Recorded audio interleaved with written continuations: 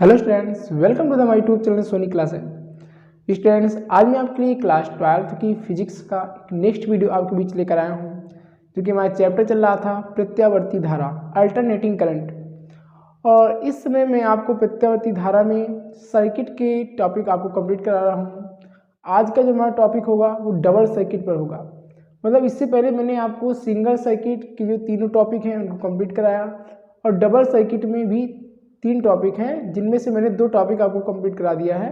आज हम तीसरा टॉपिक कंप्लीट करेंगे डबल सर्किट का, और उसके बाद हम ट्रिपल सर्किट यानी LCR सर्किट को कंप्लीट करेंगे। तो आज का जो हमारा टॉपिक होगा वो बहुत ही ज़्यादा इम्पॉर्टेंट होगा, इस बात को आप ध्यान दीजिएगा। देखिए, मैंने आपको RCL, CR, LR circuit complete कराया। आज हम जो टॉपिक कंप्लीट करेंगे वो हमारा होगा LC सर्किट, और ये सर्किट बहुत ही ज़्यादा इम्पॉर्टेंट है, एग्जाम में बहुत बार पूछा गया है LC सर्किट। और LCR जो इसके बाद कवर करेंगे वो टॉपिक, ये दोनों टॉपिक ऐसे टॉपिक हैं जो पेपर में प्रायः पूछे जाते हैं, ठीक है ना। तो आप ध्यान से कॉन्सेप्ट को समझिएगा, बहुत इंपॉर्टेंट कॉन्सेप्ट है, ठीक है। चलिए स्टार्ट करते हैं LC सर्किट। देखिए, LC सर्किट क्या होता है।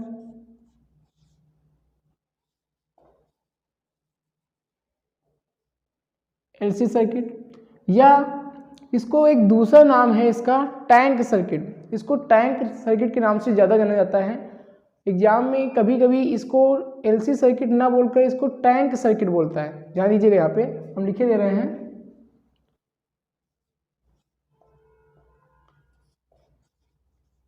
Tank circuit. ये नाम भी आपको ध्यान रखना है, इस नाम से क्वेश्चन बहुत पूछा जाता है। तो दोनों नाम आपको ध्यान रखने हैं, LC सर्किट और दूसरा क्या नाम है इसका, टैंक सर्किट। ठीक, तो चलिए स्टार्ट करते हैं। देखिए, मतलब ऐसा सर्किट जिसमें L यूज किया गया हो, L मीन्स प्रेरण कुंडली यूज की गई हो, और C मीन्स संधारित्र। तो देखिए, यहाँ पे हम L यूज करेंगे इस प्रकार से। ये हमारा L है ना, पहले L है, पहले L को यूज कर लेते हैं। ये L यानी प्रेरण कुंडली है, तो इस प्रकार से हम प्रेरण कुंडली बनाएंगे। और उसके बाद C क्या है, कैपेसिटर है, यानी संधारित्र है। 2 समांतर लाइनों से इसको प्रदर्शित करते हैं, 2 समांतर प्लेटें होती हैं। अब क्या करेंगे, इनको एक दूसरे से जोड़ देंगे। ध्यान दीजिएगा फिगर को, सबसे पहले फिगर को ध्यान दीजिए। अब हम क्या करेंगे, इसको लाकर एक प्रत्यावर्ती धारा के स्रोत से जोड़ देंगे इस प्रकार से। ये फिगर पर एकदम ध्यान दीजिएगा फिगर को। अब ये हमारा क्या है, इसका संकेत है प्रत्यावर्ती धारा का, और यहाँ पे लिखेंगे V = V0 sine omega T. ये फार्मूला मैंने पीछे आपको बताया था, यहाँ पे लिखेंगे। अब ये क्या है, प्रेरण कुंडली है, L है, तो यहाँ पे L लिखेंगे, और इसका जो विभव होगा वो क्या हो जाएगा, VL, सफिक्स में छोटा सा L रहेगा। और ये क्या है, C सर्किट है, कैपेसिटर है, तो C, और इसका विभव क्या हो जाएगा, V, और सफिक्स में C। इस प्रकार से सबसे पहले फिगर बनाइए, और ये क्या है, इसमें प्रवाहित होने वाली धारा है I। इस प्रकार से सबसे पहले आपको फिगर को ध्यान देना है।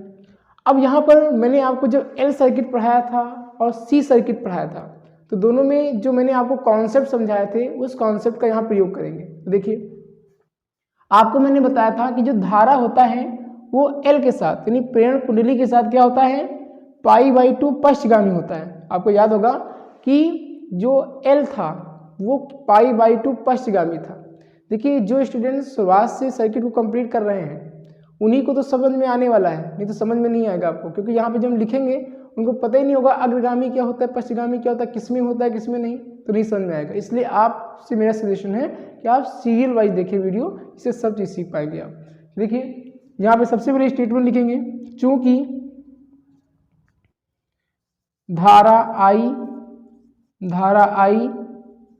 VL यानी विभव L से VL से π/2 पश्चगामी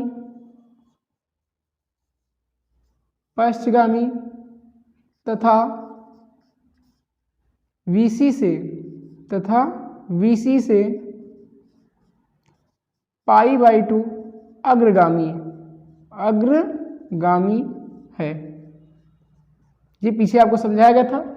ठीक, इस प्रकार से सबसे पहले आप इसका स्टेटमेंट लिखेंगे।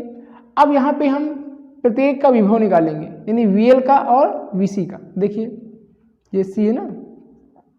अब यहाँ पे निकालेंगे वी एल का, तो हो जाएगा वी एल का निकालेंगे तो वी एल बराबर हो जाएगा, हम जानते हैं ओम के नियम से वी बराबर होता है आई इंटू आर, लेकिन यहाँ वी एल का क्या हो जाएगा, वी एल बराबर हो जाएगा आई इंटू आर, लेकिन यहाँ आर नहीं होगा क्योंकि एल के प्रतिरोध को हम क्या बोलते हैं, एक्सएल बोलते हैं। ये पीछे मैंने आपको कंप्लीट कराया है, ठीक ना, यानी एल के प्रतिरोध को हम एक्सएल लिखते हैं, तो एक्सएल लिख दिया।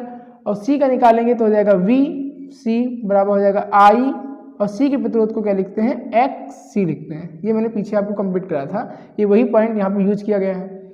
अब सबसे पहले यहाँ पे क्या बनाएंगे, फेज ग्राफ, ठीक है ना, यानी कला आरेख बनाएंगे। देखिए सबसे पहला वर्क होगा कला आरेख,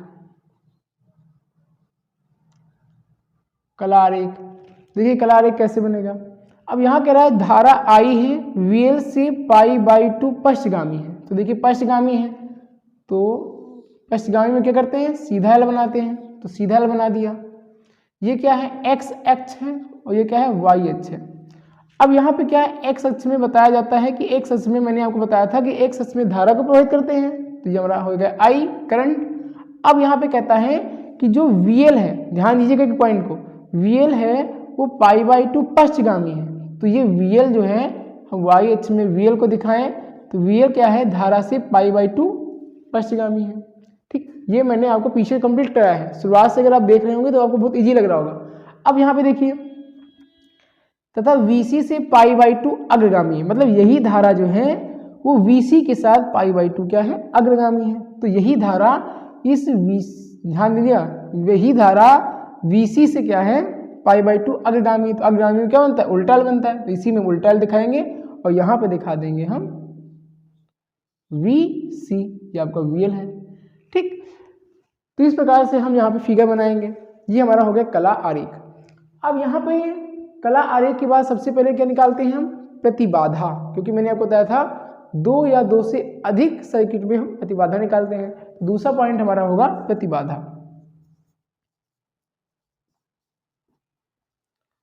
तो प्रतिबाधा देखिए अभी तक क्या होता था कि एक मतलब धारा VL से पाई बाई 2 अग्रगामी होती थी, सॉरी यहाँ पश्चगामी होती थी, तो हम इसका डायरेक्ट V निकाल लेते थे, परिणामी वो निकाल लेते थे। लेकिन यहाँ एक समस्या आपको देखने को मिल रही होगी, यहाँ पे देख रहा है कि VL जो है वो धारा से पाई बाई 2 पश्चगामी है और यही VC धारा जो है धारा से क्या है, पाई बाई 2 अग्रगामी है। तो यहाँ पे हम इनका परिणामी विभव कैसे निकालेंगे, ध्यान दीजिएगा इस बात को, यहाँ पे थोड़ा सा स्पेशल पॉइंट है, इस बात को ध्यान दीजिएगा। यहाँ पे हमको ये तो पता नहीं है कि VL बड़ा है या VC बड़ा है, भाई अंतर निकालना है, परिणामी विभव निकालने के लिए हमको अंतर निकालना पड़ेगा। तो ये तो हमको पता नहीं कि VL बड़ा है या VC बड़ा है, जिससे ये पता चल जाए कि VL बड़ा है या VC बड़ा है तब तो हम इसको निकाल सकते हैं, क्योंकि अधिक से हम कम को माइनस कर देते हैं। लेकिन यहाँ ये हमको क्लियर नहीं है कि अधिक कौन है, लेकिन यहाँ पर घटेगा, क्यों, क्योंकि दिशाएं एक दूसरे के ठीक विपरीत हैं। मैंने आपको बताया था जब दिशाएं ठीक एक दूसरे के विपरीत होती हैं तो वहाँ पे परिणामी घटती है, ये मैंने आपको पीछे बताया है। तो यहाँ पे घटेगा, लेकिन कैसे घटेगा, भाई हमको ये तो क्लियर नहीं कि VL बड़ा है या VC बड़ा है, ऐसे तो नहीं कह सकते कि VL बड़ा है ना।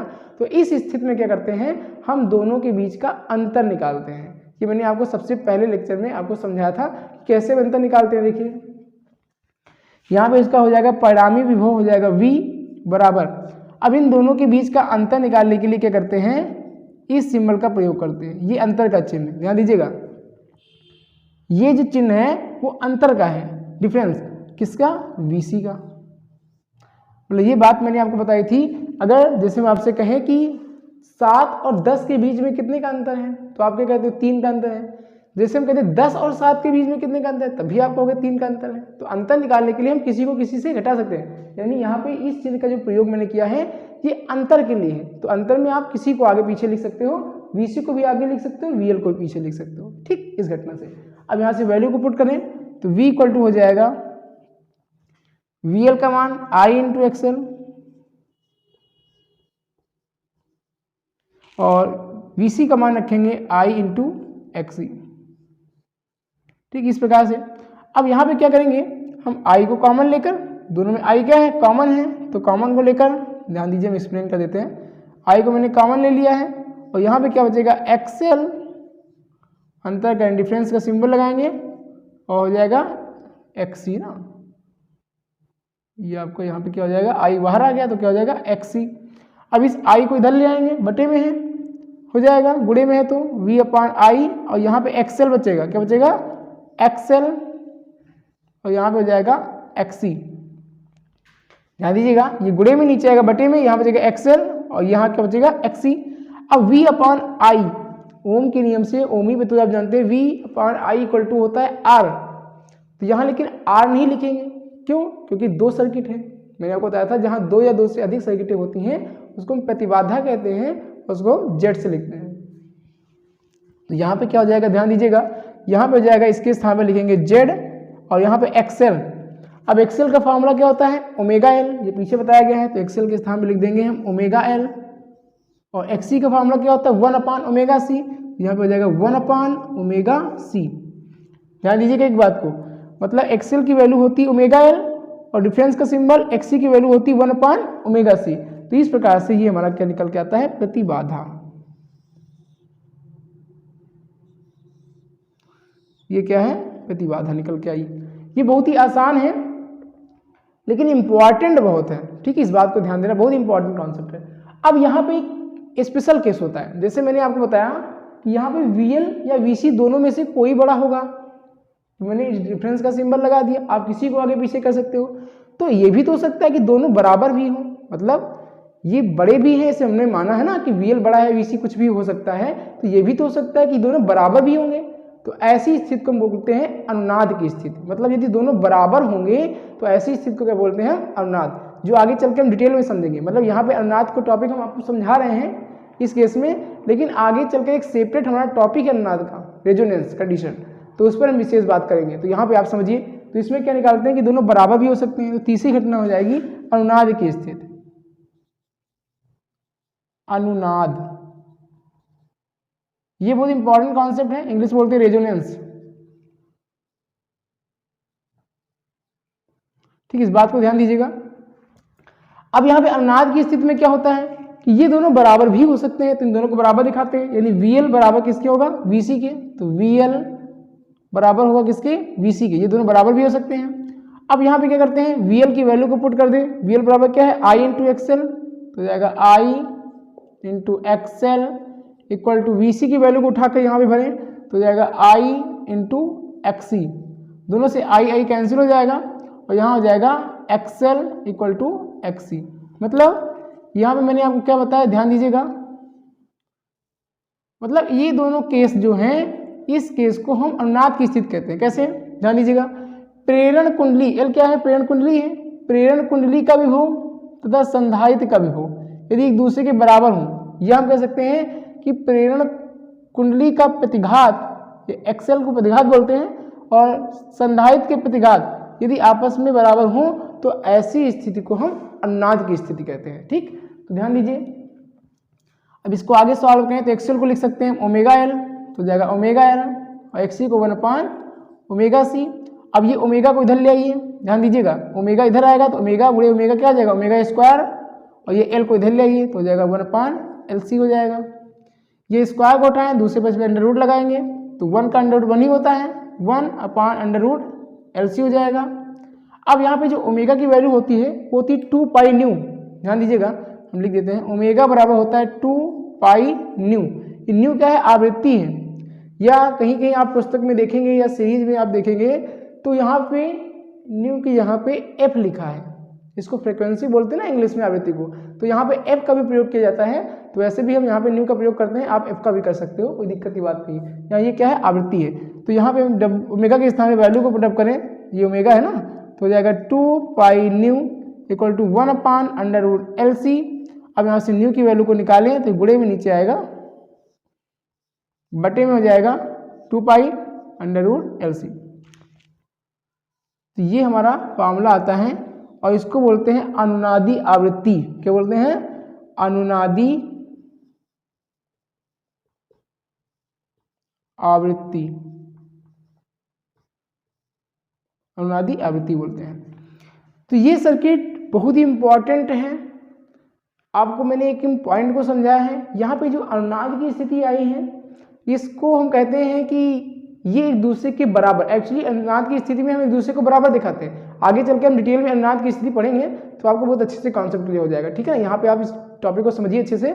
ये हमारा जो एलसी सर्किट है बहुत इंपॉर्टेंट है, टैंक सर्किट। और यहाँ पे मैंने जो कि एक पॉइंट बताया है, इस वैल्यू को आप पहली बात तो याद कीजिए कि आई क्या होता है वीएल के साथ, आई वीसी के साथ क्या होता है। अगर ये सब आपको नहीं पता होगा तो आप बिल्कुल अच्छे से इसको कंप्लीट नहीं कर पाएंगे। तो इस वीडियो में मैंने आपको एलसी सर्किट के बारे में बहुत डिटेल से समझाया, आपको समझ में भी आया होगा। आप एक दो बार वीडियो को अच्छे से देख लें, आपको कॉन्सेप्ट क्लियर हो जाएगा, ठीक है ना। अब इसके बाद हम नेक्स्ट वीडियो में पढ़ेंगे एलसीआर सर्किट, जो कि इस सातों सर्किटों में सबसे ज़्यादा इंपॉर्टेंट है। तो एलसीआर सर्किट का मतलब जो हमने 6 सर्किटें पढ़ी हैं, जो आज को मिलाकर 6 सर्किटें हुई हैं, ये 6 सर्किटों का कंबाइंड है। अगर 6 सर्किटें आप अच्छे से नहीं कंप्लीट करेंगे तो आप एलसीआर को बिल्कुल नहीं समझ पाएंगे। इसलिए मेरा आपसे एक सजेशन है कि आप 6 वीडियो बहुत अच्छे से देखें और एक एक पॉइंट को समझ लें, जिससे आप एलसीआर को बहुत अच्छे से कंप्लीट करेंगे, ठीक है ना। तो चलिए फिर मिलते हैं नेक्स्ट वीडियो में एक नेक्स्ट टॉपिक एलसीआर सर्किट के साथ। वीडियो पसंद आई हो तो वीडियो को लाइक करें और चैनल पर नए हैं चैनल को सब्सक्राइब जरूर करें। Thank you.